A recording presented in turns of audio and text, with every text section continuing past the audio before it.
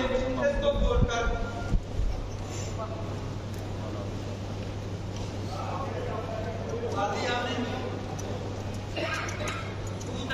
कोई इशू नहीं, जैसे चले चल सकते हैं। शटर भी क्या रहेगा, उसमें भी कोई प्रॉब्लम नहीं है। तो एक में सिग्नली बात में थोड़ा सा सख्ती से घुमाना है ताकि टायर बंद है और प्रॉब्लम ना हो। दूसरा तरीका पाँव खुले रखें, दोनों किनारे बराबर करें, दाएं तरफ कर दें। ये वाला जो फोन है इसको जितना कवर के पीछे ले जाए उतना ये मजबूत होगा, उतना ये टाइट हो जाएगी और प्रॉब्लम नहीं पीछे।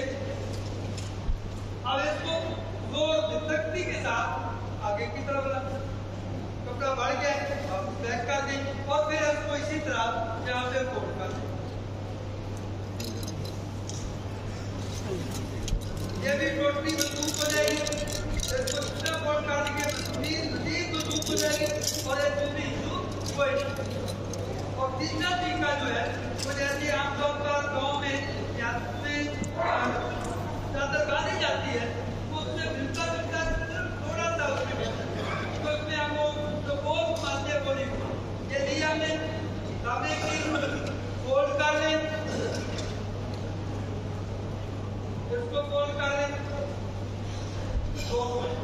दाएं बाएं सख्ती के साथ क्या ये दाएं बाएं का ये बायां इसको इस तरह फोल्ड कर